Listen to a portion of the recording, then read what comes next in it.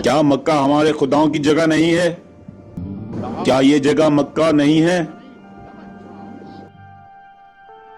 क्या आप कुरैश के लोग हैं जो कुरैश के हाकिम को दीवाना कहते हैं क्योंकि वह कुआं खोद रहा है?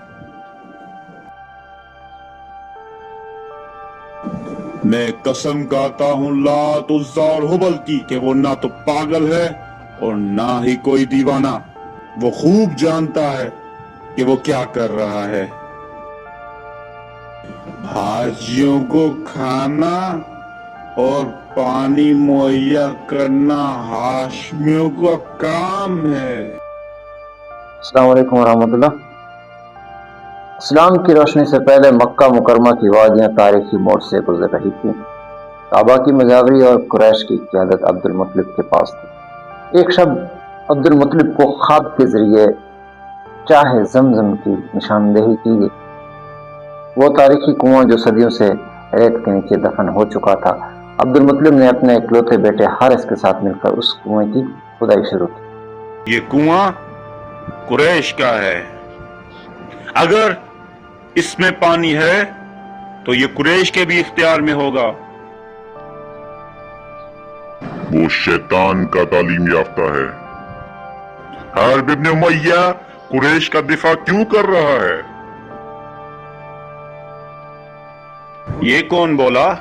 एक गुलाम जो कुआं खोदने वाले के लिबास में है, या कोई सरदार जो कुरैश की अमलाक को हथियाना चाहता है? मर्दाने बनी हाशिम यकता परस्त हैं। तुम्हारी सखावत से किसी को फायदा नहीं हुआ। और कौन सा मुल्क है जिसमें हमारे रवैये की शोहरत नहीं सुनी गई है? मैं कहता हूं कि अगर इस कुएं में पानी है तो इसका ताल्लुक कुरैश से है। बखुदा जो हाथ कुरैश को उससे इनकार करता है वो कट जाए।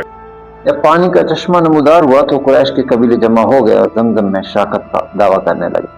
उस वक्त अब्दुल मुत्तलिब के पास सिर्फ एक बेटा था। क्या तुम अकेले कुआं खोदने वाले नहीं हो? खुदा की कसम मेरा एक ही बेटा है जो मेरी मदद करने वाला है। लेकिन अगर तुम्हारा मतलब दूसरे लोगों से है तो तुम्हें मालूम होना चाहिए कि ये सिर्फ एक एजाज है जो मुझे मिला है। किसके जरिए? साहिब खाना की तरफ से। तुम झूठ बोलते हो। जिसकी वजह से वो खुद को बेबस महसूस करने लगे। उन्होंने इस बेबसी के आलम में खालिक हकीकी की बारगाह में हाथ उठाए और एक अजीम नज़र यानी मन्नत मानी। ऐ बारी ताला, अगर तू मुझे 10 बेटे अता फरमाए जो जवान होकर मेरी ताकत बने तो मैं उनमें से एक बेटे को तेरे नाम पर खाना काबा के पास कुर्बान करूं। साल गुजरते गए और अल्लाह ताला ने अब्दुल मुत्तलिब की दुआ कबूल फरमाई। उनके यहाँ 10 बेटे हुए जो जवान होकर कुरैश के शान शौकत का बायस बने। उन तमाम भाइयों में सबसे छोटे और प्यारे बेटे थे हजरत अब्दुल्ला। हजरत अब्दुल्ला आम जवान ना थे। उनकी पेशानी पर नूर मोहम्मदी सल्लल्लाहु अलैहि वसल्लम चमकता था।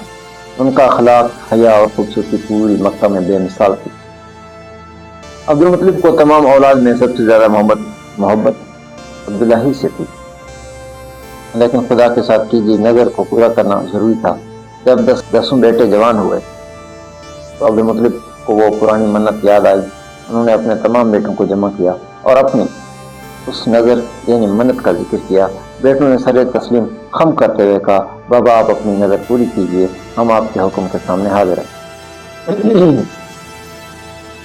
अरब की रवायत के मुताबिक फैसले के लिए खाना काबा के अंदर तीरों के जरिए पूरा अंदाजी की जाती थी। अब्दुल मुत्तलिब अपने तमाम बेटों को लेकर बिब्ते हबल के पास पहुंचे। हर बेटे के नाम का तीर बर्तन में डाला गया। पूरा अंदाजी करने वाले ने तीर निकाला और जब तीर पर नजर पड़ी तो उस पर नाम लिखा था अब्दुल्ला। अब्दुल मुत्तलिब का दिल खून के आंसू रो रहा था, लेकिन नीयत सच्ची थी। उन्होंने अपने सबसे प्यारे बेटे अब्दुल्ला का हाथ थामा और कुर्बान गाह की तरफ बढ़े। ये मंजर देखकर कुरैश के सरदार अब्दुल्ला के ननिहाल आगे बढ़े और अब्दुल मुत्तलिब का हाथ थाम लिया। उन्होंने कहा, ऐ अब्दुल मुत्तलिब, खुदा की कसम हम अब्दुल्ला को ज़बा नहीं होने देंगे। अगर तुमने अपने बेटे को कुर्बान कर दिया तो अरब में ये रिवाज बन जाएगा और हर शख्स अपने बेटे को ज़बा करने लगेगा। इसका कोई और हल निकालो।